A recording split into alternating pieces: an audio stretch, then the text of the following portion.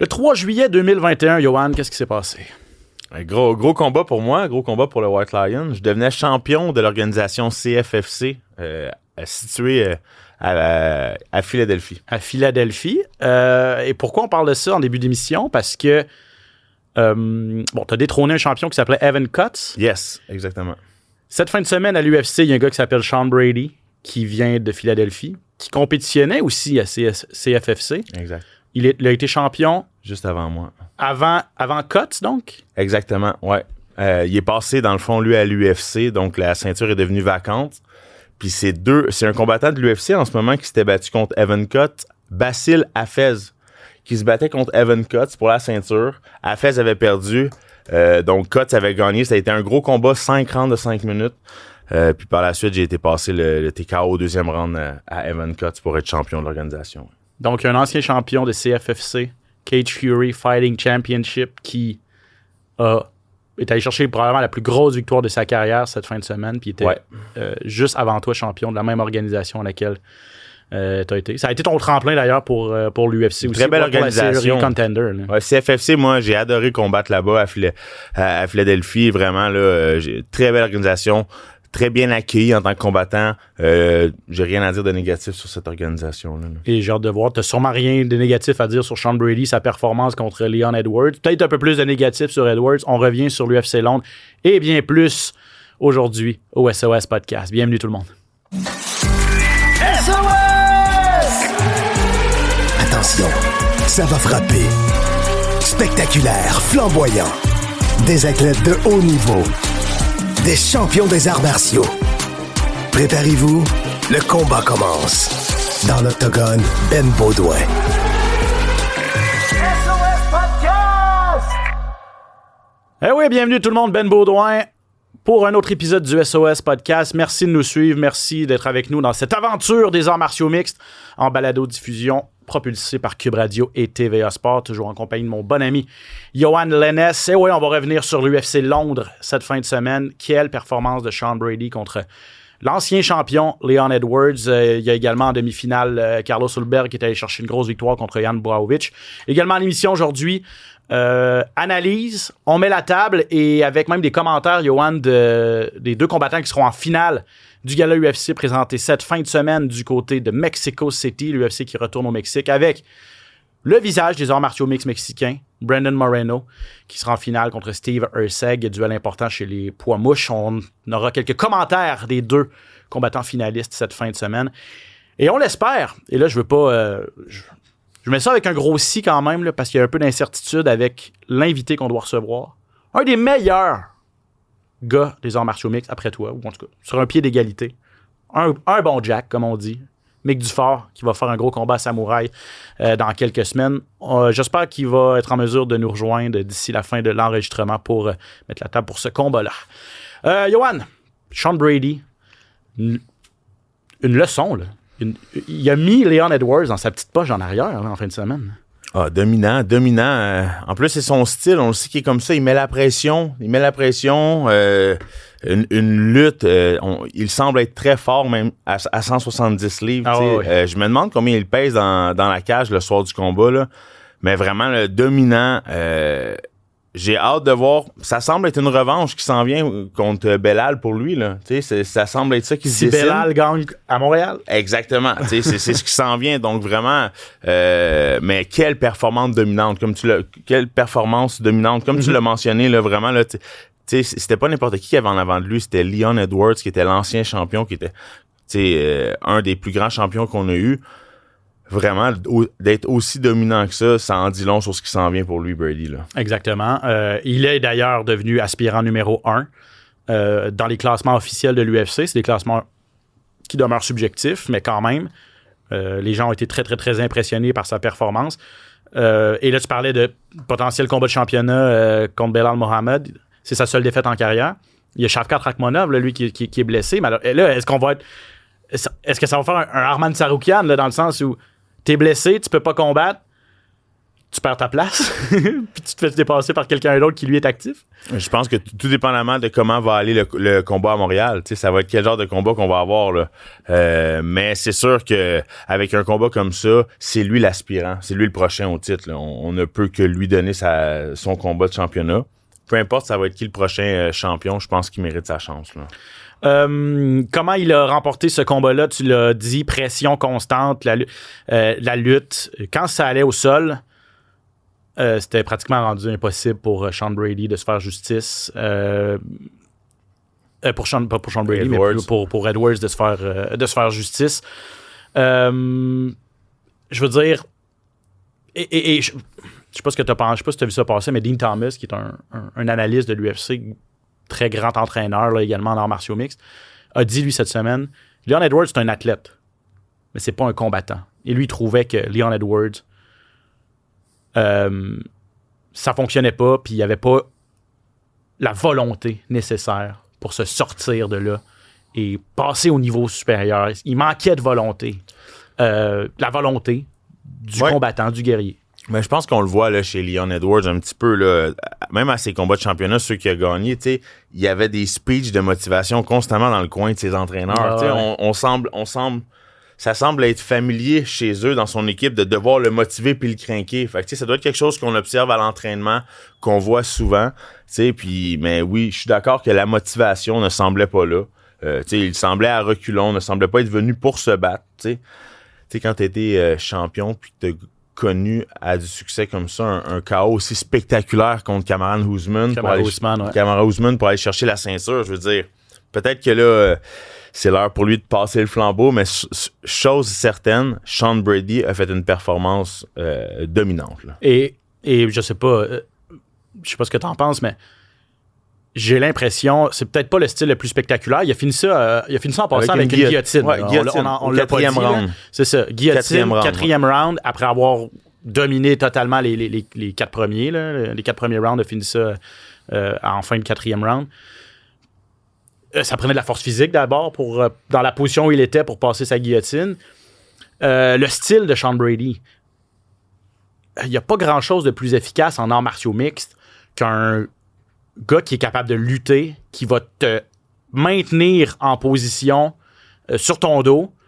Et attaque beaucoup. C'est ça, il attaque. Et peu importe ce que tu vas faire, comment tu vas bouger, comment tu vas rouler, lui, il va rouler avec toi, il va toujours reprendre le dessus. Là. C'est vraiment, vraiment technique, son affaire. Là. Il garde énormément ses positions, réussit toujours à trouver la transition à faire pour revenir dans une position dominante. T'sais. C'est ce qui fait en sorte qu'il garde toujours un contrôle, mais aussi attaque énormément. C'est pas rare qu'on va le voir attaquer sur un bras, un Kimura, un armbar, attaquer le cou pour la guillotine. Il a gagné justement par guillotine au 4e round. Fait que vraiment, c'est un combattant qui essaie de terminer ses combats. Il les termine pas tout le temps. Il y a beaucoup de décisions, mais au niveau des positions, c'est vraiment dans ça qu'il excelle. Là. Il est 18-1 maintenant. Et moi, quand j'avais vu il y a quelques années contre Michael Chiesa, qui est aussi un as du jiu-jitsu, puis Brady avait dominé ce combat-là. Là, oui, je me souviens. Au sol. Oui, au sol, complètement. Au niveau des différentes positions. Chiesa aussi était en recherche de solutions. Puis je me dis, OK, si Michael Chiesa est en recherche de solutions au sol, en jiu-jitsu, ça veut dire que le gars qui est devant lui, il est spectaculaire. Donc, voilà pour Sean Brady, effectivement, à suivre pour lui, mais c'est ça, vient de se positionner très, très, très avantageusement pour une chance au titre. Et Leon Edwards, retour à la table à dessin, comme on dit, comme le dit le proverbe, mais effectivement, 2 défaites de suite. 2 défaites où il a très, très mal paru. 2 défaites où, dans son coup... Tu sais, il n'y a pas l'air là, l'aspect psychologique est vraiment déficient. Il n'y a pas l'air de vouloir gagner. Moi, c'est ça qui m'inquiète le plus. Et c'est décevant quand on sait tout le talent qu'il a, Leon Edwards. En demi-finale, c'était Carlos Ulberg contre Jan Błachowicz chez les mi-lourds. Combat remporté par Ulberg par décision. Il est allé chercher une décision. Ça a été une décision unanime. Mais un combat relativement serré. Błachowicz a dit qu'il n'était pas nécessairement d'accord, d'ailleurs, avec la décision des juges. Moi, je suis pas en désaccord avec ce qui s'est passé. Les deux, on se respectait beaucoup. Hein. On n'a pas attaqué énormément. Ça a été ça le problème. On s'est pas mis en danger. Ça m'a un peu fait penser à Ankalaev Pereira dans une certaine mesure. Énormément de coups de pied dans les jambes de part et d'autre. Là. Il n'y a pas eu beaucoup d'échanges. Les deux n'ont pas voulu beaucoup se tremper. On a vu Ulberg là, qui semble vraiment être imposant. C'est un 6-4. jeune combattant en grande forme physique. Il y avait énormément de respect entre les deux. J'aurais aimé voir Blachowicz prendre plus de risques. Tu sais, parce que là, lui, il sort pas d'une bonne... il est pas dans une bonne lancée. Là. Il a perdu beaucoup ses combats. Il est sur 3 défaites. Il a perdu 3 de ses 4 derniers combats. Ça va pas bien pour lui. Il fallait qu'il gagne ce combat-là. C'était une jeune recrue qui veut faire un nom sur un vétéran. Il a pas pris de risque. Ça a pas été un gros combat pour lui. Malheureusement, une décision unanime comme ça, Hulberg, mais lui, écoutez, 3 rounds contre un ancien champion qui est un vétéran qui a affronté des gros noms. Lui, au niveau de la confiance puis de l'expérience, ça vient d'augmenter. Ça vient de vraiment... on le sait, il y a une seule victoire. Là, c'est un contender. Il est rendu maintenant... Il y a une seule défaite. Une seule défaite, pardon. Je pense qu'il y a 8 victoires dessus, je suis en train de compter. Oui, un total de 12 victoires, 1 défaite, si je me trompe pas. Puis là, il est rendu classé numéro 3. Là. Donc, lui, dans les classements, il vient de monter. Là. Donc, il se rapproche d'un combat de ceinture. Il est dans les aspirants, là. 8 victoires de suite. Ouais, tout à fait. 8 victoires de suite. Carlos Hulberg, qui est un protégé de Eugene Bareman, le City Kickboxing. Adesanya. L'équipe d'Adesanya, bien sûr. Dan Hooker. Dan Hooker. Volkanovski s'est déjà entraîné là. Ouais. Je suis vraiment surpris. Et là, en sachant que Blachowicz a déjà affronté Adesanya il y a quelques années et qu'il a lutté facilement. Bon, Hulberg est plus imposant que Adesanya, on s'entend, mais ils viennent de la même équipe, ils ont un peu le même background. Je pense pas que Hulberg, on l'a jamais vraiment vu au sol. Je pense pas que c'est sa tasse de thé. Je suis un peu surpris que Blachowicz ait pas tenté de lutter. Là. Je pense qu'il a tenté aucune amenée au sol. Là. Je suis complètement d'accord avec toi. J'ai vraiment senti qu'il y avait beaucoup trop de respect entre les deux, comme je l'ai déjà mentionné. J'ai senti qu'il était figé, Blachowicz. Vraiment, là, j'ai pas senti qu'il voulait risquer. J'ai senti que ça allait peut-être vite pour lui, qui était peut-être imposé, qui était impressionné un petit peu par Carlos Hulberg, le jeune aspirant devant lui. Là. Fait que c'est difficile pour lui d'être sur la pente descendante comme ça. Mais on a un Hulberg qui est en pleine pente montante. Un gars de 42 ans quand même, ancien champion, exactement. Mais en plus il s'était pas battu depuis 1 an et demi là, en raison d'une blessure. Donc pas le retour espéré pour Jan Blachowicz. Dans les autres combats intéressants, moi j'ai noté seulement la défaite de Molly McCann et sa retraite par la suite. Ouais. C'est une combattante, bon, elle avait jamais la trempe d'une future championne. C'est une fille qui a eu des belles performances, qui se donnait énormément en spectacle, une des favorites de la foule, surtout quand elle se battait chez elle en Angleterre. C'était le cas en fin de semaine. Et encore une fois, quand elle a pris le micro, c'était quand même... et elle a dit, elle n'a pas de cassette, là, puis elle a dit, je viens de me faire passer une soumission au premier round par une fille qui savait même pas qu'elle allait se battre dans l'UFC la semaine passée. C'était une remplaçante de dernière minute.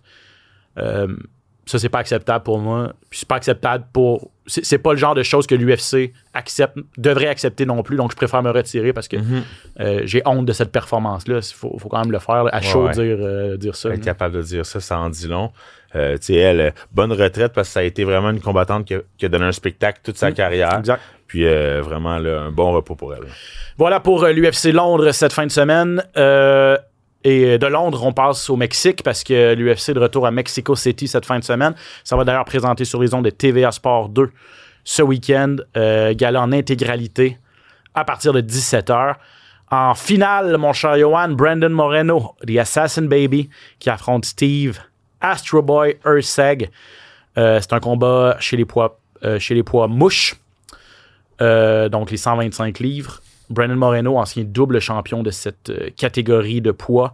Premier champion mexicain de l'histoire de l'UFC. Tu sais, quand on connaît l'histoire du Mexique avec les sports de combat, surtout la boxe, là, bien sûr, ça a pris du temps quand même avant qu'il y ait un premier champion mexicain à l'UFC en arts martiaux mixtes. Ça a vraiment fait exploser la popularité des arts martiaux mixtes au Mexique. Quand même surprenant que ce soit Brandon Moreno, parmi tous les combattants produits au Mexique, qui soit devenu... Tu sais, il est super bon, mais je veux dire, ça en dit long sur le fait que ça a pris du temps pour un pays comme le Mexique où le sport de combat, c'est la religion. Ça a pris du temps. 2021, là. Ils ont eu des bons combattants, le Mexique, là, au niveau de l'UFC aussi. Là, donc, Yair Rodriguez, là, c'est celui qui en partant, c'est un des plus grands qu'on a en tête en ce moment. Je pense même qui ont fait installer un UFC PI au Mexique, T'as si raison. je me trompe pas. Exactement, un Donc, institut de performance. Institut de performance, donc pour aider au niveau des entraînements et tout, fait que ça en dit long, là. Voilà pour Moreno. En fait, on va l'entendre parce que j'ai eu la chance de lui parler hier. Il a mis les arts martiaux mixtes sur la map au Mexique. Ancien double champion, comme je le disais, des poids mouches. Mais au Mexique, quand il se bat devant les siens, c'est pas facile. Fiche d'aucune victoire, une défaite et deux... non, c'est pas vrai. Aucune victoire, 2 défaites et un verdict nul à l'UFC lorsqu'il se bat au Mexique.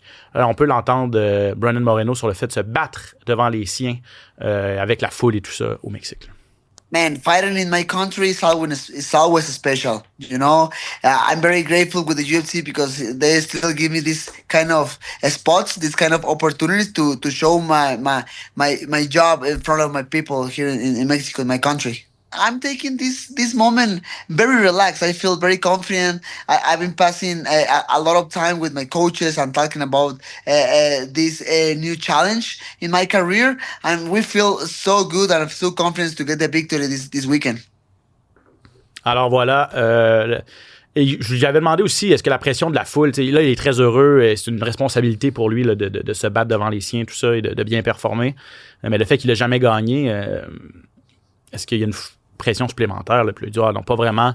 C'est des facteurs extérieurs. Puis il a toujours affronté des excellents combattants, là, d'ailleurs. Notamment Pantoja, avec qui il a fait verdict nul. Exactement. Au Mexique. Il y a aussi l'altitude.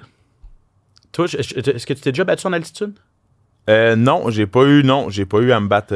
C'est 2400 km, pas kilomètres, 2400 mètres, ouais. Donc 2,5 km d'altitude, Mexico City. Alors que lui, il habite à Tijuana, au Mexique, qui est au niveau de la mer.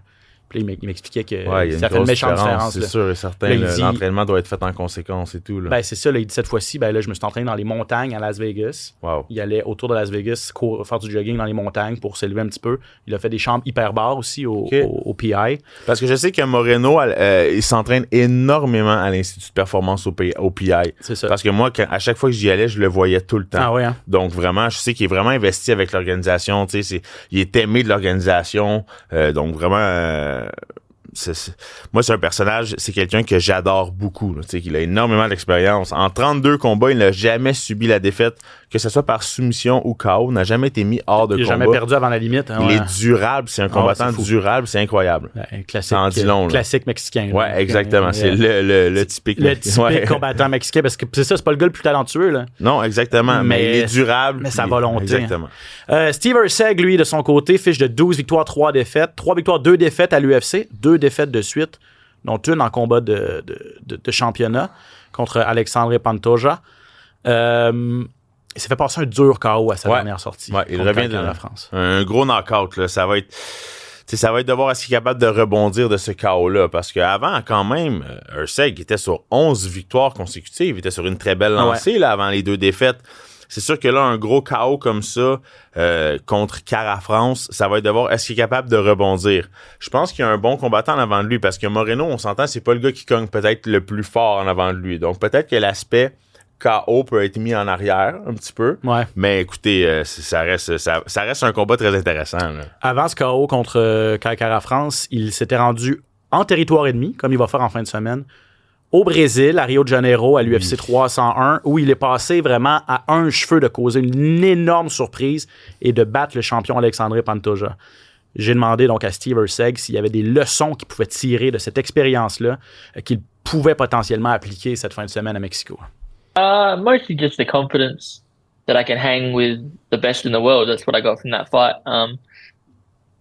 Yeah, I mean, every fight's different, so it's like hard to take too much away, but yeah, confidence that I'm where I could be. Donc, la confiance qu'il peut rivaliser avec les meilleurs. On peut tirer des leçons et du positif d'une défaite, là. Ben oui, c'est certain. L'objectif, quand on a une défaite, c'est sûr que c'est d'essayer de rebondir puis de tirer le positif de ça pour sortir grandi et plus fort, là. Moreno, un des plus grands champions poids mouche de l'histoire, il va être, lui, il s'en cache pas, là, il est en quête d'aller chercher le titre pour la 3e fois. Il l'a remporté une première fois, il l'a perdu. Il est allé le récupérer, il l'a reperdu contre Pantoja. Le veut une 3e fois. Il a seulement 31 ans, tu l'as dit, mais énormément d'expérience. Hey, c'est un gars qui a été retranché par l'UFC en 2018. Il était pas assez bon. Il est allé à LFA, il est allé chercher une victoire, on l'a rappelé. Et là, il a connu tout le succès qu'on sait. J'ai demandé à Moreno, à l'aube de ce combat-là, là, puis, alors qu'il il est loin d'être à la fin de sa carrière, mais il a tellement déjà accompli de grandes choses. Beaucoup de millage, disons. Ouais. Quel était son plus grand accomplissement? Maybe the resilience, but at the same time, one of the things make me feel so proud is how I help and I put my part to help the mixed martial arts to grow in my country, you know, in Mexico. Obviously, for sure, belts and all that stuff is very cool, but man, like help others is even better. Alors, vous voyez, le Mexique tatoué sur le cœur, lui, Wow. son plus grand accomplissement, c'est pas les ceintures, c'est d'avoir aidé à rendre les arts martiaux mixtes populaires au Mexique et d'avoir aidé ses compatriotes. Et en terminant, un dernier extrait, Steve Erceg, qui en est seulement à son 6e combat à l'UFC, avec une victoire, pourrait potentiellement se hisser dans le top 3, puisque Moreno est classé 2e. Donc, opportunité en or pour lui de faire un bond dans les classements, mais aussi juste d'affronter un des meilleurs de l'histoire.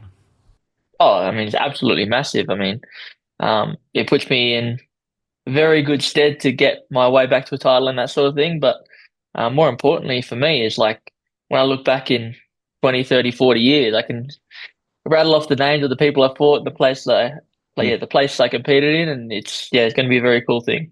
I still feel like I'm the fan of the UFC, and then I'm like, oh my god, that's Cody Garbrandt, or oh my god, that's that guy, and then they know who I am somehow, and it's very cool. Very lucky. Ça t'est déjà arrivé, ça, Johan, quand tu étais dans un gala, d'être un peu starstruck, là, comme on dit, impressionné par les autres combattants, être le fan? Là? Ah ouais, c'est sûr que ben oui, ça m'est déjà arrivé. Même quand j'étais à mes débuts à l'UFC, quand je suis arrivé, là, quand tu vois des contenders, des champions, là, c'est sûr que c'est impressionnant. Là. Est-ce que ça te fait ce feeling-là quand tu vois Michael Dufort dans un événement ou dans un gym? Même affaire. C'est exactement le même sentiment que j'ai. Est-ce qu'on a Mick avec nous? On a la chance d'avoir Mick Dufort qui se joint au podcast. Mick, tu m'entends? Oui, je t'entends très bien. Est-ce que toi, t'es impressionné quand tu rencontres Yohan Lennes? Ben oui, à chaque fois, je suis content de le voir pour Johan. À chaque fois, je m'entraîne avec. Puis, j'ai tellement l'impression qu'il a progressé dans la dernière année. Je sais pas comment l'exprimer, là, mais genre, il a pris la coche, on dirait. Puis, tu sais, Johan en a souvent parlé, là, comme avoir le goût de se battre, là, ça paraît en tabarouette. Puis là, il a le goût, il aime faire sa déshydratation. À la limite, il aime ça faire ça, mais tu le vois qu'il commence à aimer ça. La division de 185 qui va bien, puis il paraît tellement bien dernièrement là, que c'est toujours T'es gentil. T'es gentil. Ouais, en tout cas, Mick, j'y ai fait le même commentaire, ou en tout cas, j'y ai fait un commentaire similaire quand je l'ai vu arriver en t-shirt la semaine passée. Tu sais, il commence à faire beau, là, Johan commence à mettre ses petits chandails à manches courtes un peu plus serrés, puis là, j'ai dit, tabarouette, j'avais pas réalisé que t'étais autant en shape, que t'étais rendu aussi gros. Mais c'est vrai, quand t'as pas le choix, quand tu passes à 185 livres, tu montes de catégorie de poids, Johan. Faut que tu prennes du poids, faut que tu prennes de la masse, c'est sûr. Mettre du muscle. Un peu de shake aussi, un peu de protéines, hein? Alors, on est là pour parler de toi, Mickaël. Là. Ouais, ben là, Mick, on demandait à Mick de changer son téléphone de bord. Là. Il avait pas mis son téléphone dans le bon sens. Je sais pas si on l'a encore, Mick. Tu m'entends? Je t'entends très bien, mais mon téléphone, comme il me met tout le temps à l'envers, peu importe le bord, je le mets. Fait que c'est. Ouais, ok. Regarde, à l'envers. Bon, on va rester comme ça, Phil. C'est pas grave. On va faire l'entrevue. C'est bon. Je te montrerai comment faire quand je te verrai. OK, Mick. Comment ça va, mon gars? Là, on dit des niaiseries, là, mais sérieux, comment ça va? Parce que ça fait longtemps que tu t'es pas battu. On a hâte de te revoir. Là, tu vas te battre à Samouraï MMA. Gros combat. Retour à Samouraï. Ça va se passer le 9 mai contre Samuel Diaz. 9 mai, c'est la veille de l'UFC à Montréal. C'est un combat là, qui va être important pour la suite pour toi. Là. Ah ouais, ben, qui dit la veille de l'UFC à Montréal dit que il y a des fortes chances que du monde de l'UFC vienne voir l'événement. Surtout que Samouraï est avec UFC Fight Pass. So, honnêtement, s'il y a un moment dans ma carrière que j'ai le temps de bien paraître, c'est là. Donc, honnêtement, je mets les bouchées doubles. Je fais vraiment tout ce que je peux pour être sûr de donner la meilleure performance de ma vie. Un main event à Montréal aussi, c'est le fun. Ça fait 4 ans que j'ai pas fait ça. Puis encore là, comme c'est le fun parce que la carte, je suis comme on dirait que ça fait paraître la carte du lendemain. La carte de l'UFC puis la carte de Samouraï en beau talent, c'est très similaire. On a du talent en tabarouette sur cette carte-là, ça va être impressionnant. Puis c'est ça. Comme je dis, ça va être une sacrée belle carte. Puis le monde qui n'a pas les moyens de mettre le 600-700$ que ça prend pour l'UFC, ben vous allez pouvoir les mettre sur Samouraï parce que Samouraï va être le tiers du prix, donc le sixième du prix. Donc ça va être une belle carte. Puis venez voir ça, guys. Dépêchez-vous parce qu'il n'y a pas beaucoup de billets en vente. Hein. C'est à la gare Windsor. Je pense qu'il va y avoir 1000 places ou à peu près. Ça va se vendre rapidement. Puis je suis entièrement d'accord avec toi. C'est un bon plan B. Ou si vous voulez vous faire un méga week-end en martiaux mixtes, 9 et 10 mai à Montréal. Grosse fin de semaine à ne pas manquer. Là.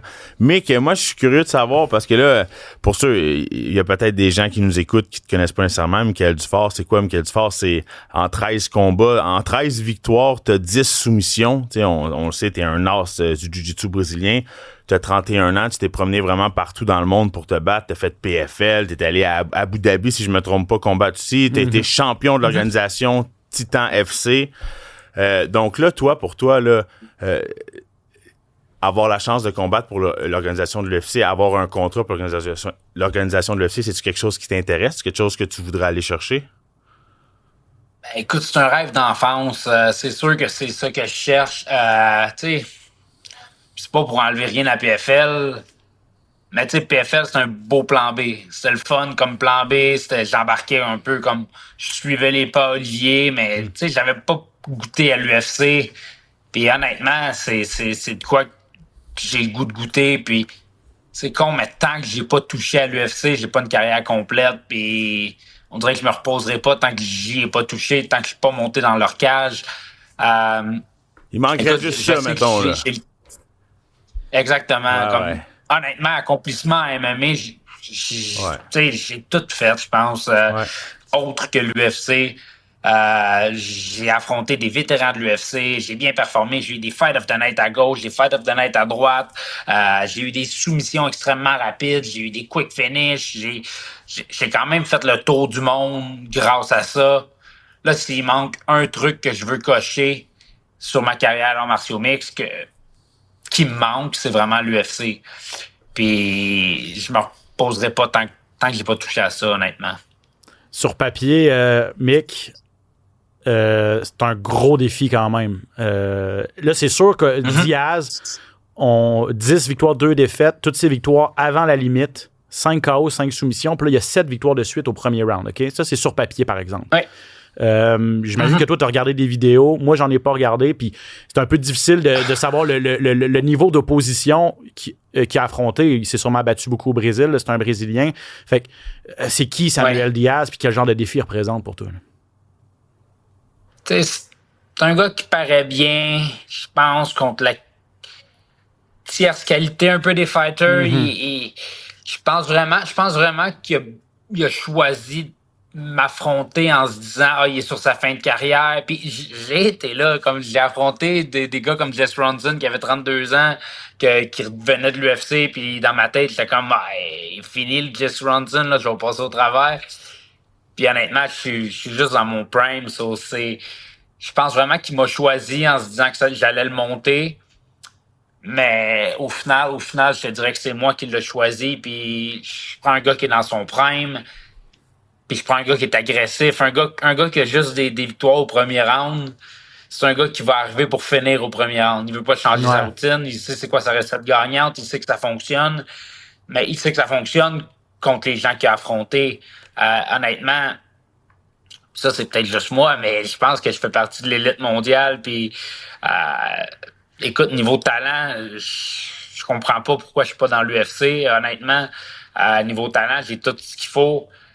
Tu sais, j'ai affronté un Rabadanov. Puis honnêtement, je pensais que j'avais l'avantage niveau skills, en tout cas dans le premier round. Ouais. Mais tu sais, j'ai vraiment l'impression que je fais partie de l'élite. Puis ça va être son travail de me faire douter là-dessus. Mais s'il essaie de finir le combat vite, ben c'est moi qui va le finir vite. Je pense que je n'embarquerai pas dans une bataille de coup pour coup parce que je sais que c'est juste lancer une pièce dans les airs puis ça se peut que ça tombe pile ou face. Je vais y aller avec la technique. Puis mon but, c'est de laisser un petit peu la tempête passer. Puis dès que c'est passé, ben c'est là que je vais commencer à être effectif puis que je vais le faire mal paraître. Puis encore là, s'il arrive agressif, ben mon but, c'est juste rentrer dedans, descendre un petit peu, puis rentrer dans les jambes, puis l'amener au sol. Puis je pense vraiment que rendu au sol, il va se faire noyer. Là. C'est ça mes intentions. T'en as touché un mot, là, mais ton parcours à PFL, dans les traces d'Olivier qui avait gagné le tournoi 2 années de suite. Toi, tu l'accompagnais toujours dans ses combats, tu étais dans son coin, toute seule organisation te connaissait. Je sais pas si tu veux revenir, j'ai pas eu la chance de t'entendre sur ton départ de PFL, comment ça s'est passé, est-ce que tu étais déçu, est-ce que tu aurais pu rester, tu as décidé de quitter, ils ont décidé de passer à autre chose, je sais qu'il y a eu beaucoup de changements dans l'organisation aussi, là. Comment ça s'est passé là, après la dernière saison où tu as perdu en éliminatoire? Ben, ça a été drôlement fait. Comme on savait pas ce qui allait se passer, je pense que personne ne le savait. La preuve, c'est que des gars comme Aaron Pico, des gars comme Pitbull. À cause qu'il avait acheté Bellator, dans le fond, là, il y avait beaucoup comme d'incertitudes à savoir qu'est-ce qui allait se passer avec les combattants de PFL, se noyer dans le bassin aussi de Bellator et tout ça, c'est ça? Exactement. Puis tu sais, on savait pas. Écoute, je pensais que j'allais faire partie de la nouvelle saison PFL. Mais là, après l'attente, j'ai attendu 7 mois, puis finalement, j'ai reçu un appel me faire dire que ils me gardaient pas, que c'était pas une question de talent, qu'ils croyaient en moi, blablabla. Je pense qu'ils ont envoyé la même lettre à tout le monde, donc je trouve ça un peu drôle. Mais ce que je trouve réellement plate, drôle, whatever, c'est qu'ils vont garder les 3 autres gars qui se sont rendus en quart de finale, le 4e étant moi. Puis ils vont, en plus de garder ces 3 gars-là, ils vont garder le gars que j'ai battu par TKO au 2e round pour me rendre en quarterfinal. Ah ouais. Fait que, écoute, je suis assez intelligent pour comprendre que c'est pas un manque de talent parce que, tu sais, je me suis rendu où je me suis rendu, là, quand même, en demi-finale. Puis ils ont gardé un gars que j'ai affronté, puis que j'ai battu, puis que j'affronterais 10 fois. Je pense que je gagnerais le combat 10 fois. Fait que, écoute, je pense que c'est un peu biaisé, l'organisation. Mais encore là, je pense que les choses sont bien faites. Puis dès que j'ai été coupé, j'ai directement communiqué avec Samouraï. J'ai communiqué avec Cage Titans, l'organisation dans laquelle je suis champion. Pas Titan FC ou Cage Titans, c'est ça, hein? J'étais pas sûr que c'était ça tantôt. C'est correct. Mais, tu sais, eux autres, ils voulaient me revoir.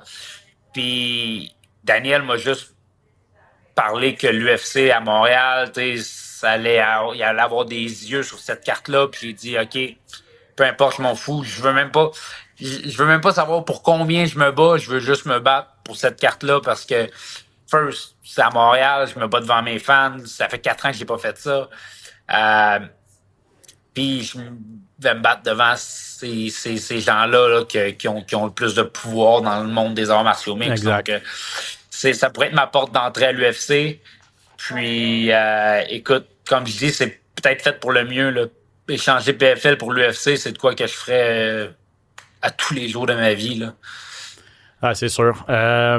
Mick, merci énormément. Le temps file. On pourrait jaser encore longtemps. Je sais que tu étais en préparation. Puis je sais que tu as même mis sur tes médias sociaux que tu voulais te couper un peu du monde. Là, que, on le voit là, dans tes publications puis dans ton mindset que tu es ultra motivé pour ce combat-là contre Samuel Diaz. Ça va se passer à Samouraï MMA, chapitre 14, le 9 mai prochain.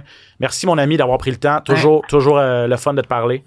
Bonne préparation. Les boys, en plus, je m'en vais en Suède m'entraîner pendant 10 jours là, pour me préparer ce combat-là. Voilà où il va se couper du monde, en Suède, pour t'entraîner là-bas. Ouais. Amuse-toi. En Suède.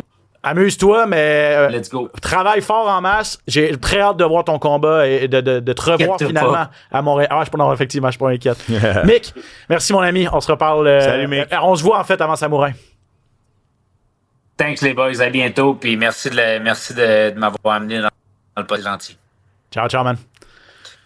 C'est ça. Je l'ai présenté comme un des bons gars des arts martiaux mixtes au Québec. Puis le gars, il essaye de se faire un nom. Le gars, il travaille tellement fort. Le gars, puis comme il dit, il croit qu'il est parmi les meilleurs au monde. Puis je suis d'accord avec lui. J'y crois moi aussi. Là, c'est certainement parmi les meilleurs combattants dans le monde, Michael Dufort. Puis c'est l'un des meilleurs qu'on a au Canada puis au Québec à ce poids-là.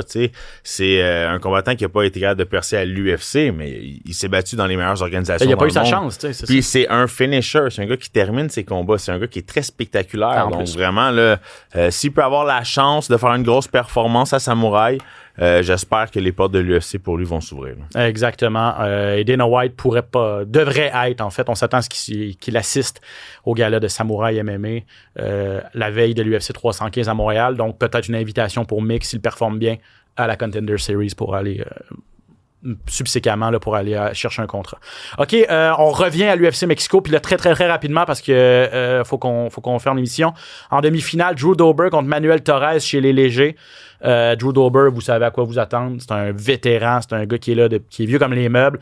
C'est une mauvaise séquence quand même, mais tu sais que lui va là pour se donner en spectacle. Exactement. Drew Dober qui ne recule pas, là, 11 KO, 9 soumissions, 27 victoires, 14 défaites. C'est énormément de combats. Là. Par contre, a perdu 3 de ses 4 derniers combats. Là. Mais il les a tous affrontés. Là. Il a jamais dit non. C'est pas quelqu'un qui recule. Kelvin Gastelum contre Joe Pyfer, le gros cogneur Joe Pyfer. S'il pouvait ajouter le nom de Kelvin Gastelum à sa fiche, ça ferait un gros statement, ça aussi. Hein. Ouais, c'est ça. C'est le vétéran Gastelum. Ça fait longtemps qu'il est là. Je regardais tantôt, sa fiche. Là. Il a 22 combats avec l'UFC. C'est énormément de combats. Donc, il est arrivé super jeune, gagné par surprise un petit peu l'ultime combattant il y a plusieurs années. Et Raul Rosas Jr. contre Vince Morales. On continue de bâtir Rosas Jr., toujours le plus jeune combattant de l'UFC. Après sa défaite à son 2e ou 3e combat. Là, il est sur 3 victoires de suite. Puis on lui donne Morales qui, lui, est sur une mauvaise séquence. Je pense qu'il a il est 3-7 à l'UFC et 2 défaites de suite, Morales. Donc, voilà pour Raul Rosas. Et voilà pour l'UFC Mexico. TVA Sport 2, 17h, samedi. Il y a 2 sujets qu'on va parler dans les nouvelles tout de suite après ceci, les amis. Rumeurs, échos, coulisses, les plus récentes nouvelles. Le hype UFC.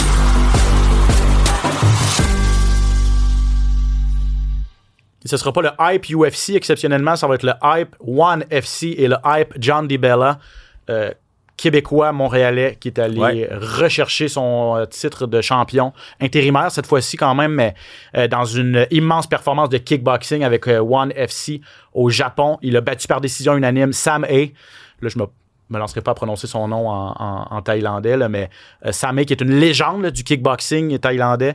John DiBella, peu connu chez nous. Oui, il est peu connu, c'est vrai. Mais un athlète quand même d'exception, Johan. Un athlète d'exception, un combattant de kickboxing. C'est un des meilleurs combattants qu'on a dans le monde. On l'a vu, là. C'est un champion du monde. Il s'entraîne ici avec son père. C'est un Italien qui est ici avec son père. Donc, dans leur petit gym de la petite Italie. Là, exactement. Ils font leur petit truc. Ils travaillent beaucoup le kickboxing. Vraiment, là, il avait été chercher cette ceinture-là. Si je ne m'abuse, il l'avait perdu par la suite. Exact. Et donc là, il va la chercher, il la perd et il revient là. Grosse performance pour revenir chercher le titre de champion. Là, ben là en fait, c'est ça. Et Sam A., c'est un vétéran, lui, et John DiBella l'a dit toute la semaine, et même après, je sais pas si tu as vu des vidéos passées, mais énormément de respect entre DiBella et Sam A, parce que DiBella, il dit, c'est une de mes idoles. Il a affronté une idole. Un gars qui a déjà été champion du monde de kickboxing et de Muay Thai à ONE FC. Double champion dans 2 disciplines différentes. Et pour DiBella, c'était une superbe opportunité. Et là, ben, ça lui permet d'aller chercher une revanche contre Prahan Chai, qui est un autre gros combattant thaïlandais qui a ravi le titre à DiBella en 2024. Donc, DiBella pourra aller chercher sa revanche. Et là, il a même invité Prahan Chai. Il y a un événement, je pense que c'est au Colorado. Sauf erreur, le ONE FC va faire un gala du côté des États-Unis. DiBella espère être sur cette carte-là et faire venir son adversaire thaïlandais à la maison. Mais bref, félicitations à John DiBella, le Montréalais, champion du monde de kickboxing à ONE FC. Et dernier sujet que je veux aborder, parce que ça fait énormément jaser dans le monde des arts martiaux mixtes, l'histoire Cain Velasquez. C'est triste. Rapidement. Cain Velasquez, condamné à 5 ans de prison pour tentative de meurtre, il s'en est pris à l'agresseur présumé de son fils. Son fils qui était dans une garderie se serait fait agresser par un des adultes sur place. Cette personne-là avait été libérée sous caution et là, il y avait une poursuite. Velasquez avait essayé de se faire justice lui-même, en fait, là, en pourchassant cet homme-là. Bref, il paye pour ses actions aujourd'hui. Il va passer encore 5 ans derrière les barreaux. Il en a déjà servi 3, donc il lui reste encore 2 ans. Mais ancien double champion et énorme mouvement de sympathie là, en fait, envers Cain Velasquez. Je ne sais pas si tu as vu les réactions. On voit beaucoup de soutien. Là. On veut diminuer la peine de Cain Velasquez. Là. Déjà 3 ans, ça va vite. Là. On l'a mentionné, on en avait beaucoup parlé. C'est ça, c'est arrivé, les événements remontent à 2022. Là. C'est exactement. Donc vraiment, il y a une vague de soutien énorme pour l'ancien champion des poids lourds de l'UFC. C'est sûr que c'est triste, nous, en tant que papa, d'être dans cette situation-là. On peut comprendre les sentiments de Cain Velasquez. Par contre, là, c'est sûr que malheureusement, la justice, on peut pas toujours... jouer avec. On peut pas dealer avec ça. On peut pas se faire justice nous-mêmes. Il faut suivre certaines règles, même si ça peut être extrêmement difficile. Puis tu l'as très bien dit, là. T'es papa d'une petite fille, moi je suis papa d'un petit gars. Fait que c'est sûr que on comprend qu'est-ce qui a pu lui passer par la tête. Mais en tout cas, j'ai trouvé que Cain Velasquez, dans ses commentaires, lui a dit, il acceptait vraiment les conséquences. Il dit, j'ai fait une erreur. Je regrette pas. Je sais pas s'il a dit je regrette pas, là, mais il dit je suis vraiment conscient que j'ai pas pris les bons moyens pour aller chercher justice pour mon petit gars. Parce qu'il y a une poursuite policière de presque 20 km et durant laquelle Velasquez a tiré avec un revolver sur le véhicule de l'autre personne. Il a touché finalement une personne dans le véhicule. C'était pas la personne qui le visait. Là, il a touché une autre personne. Il aurait pu mettre en danger de nombreux automobilistes aussi sur l'autoroute. Bref, c'est ça aurait pu vraiment tourner au cauchemar.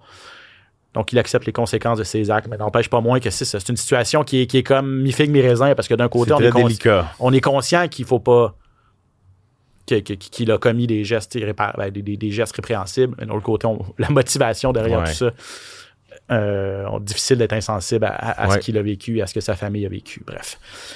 Ça fait le tour, mon cher Yoann, je pense. Très bel épisode, encore une fois. Je pense que oui. J'espère que vous avez apprécié à la maison. Merci à Mick Dufort d'avoir été parmi nous. Merci à Phil et toute son équipe derrière la vitre en régie. Yoann, merci. Merci. Bon UFC Mexico tout le monde. On se retrouve la semaine prochaine pour un autre épisode du SOS Podcast. À bientôt.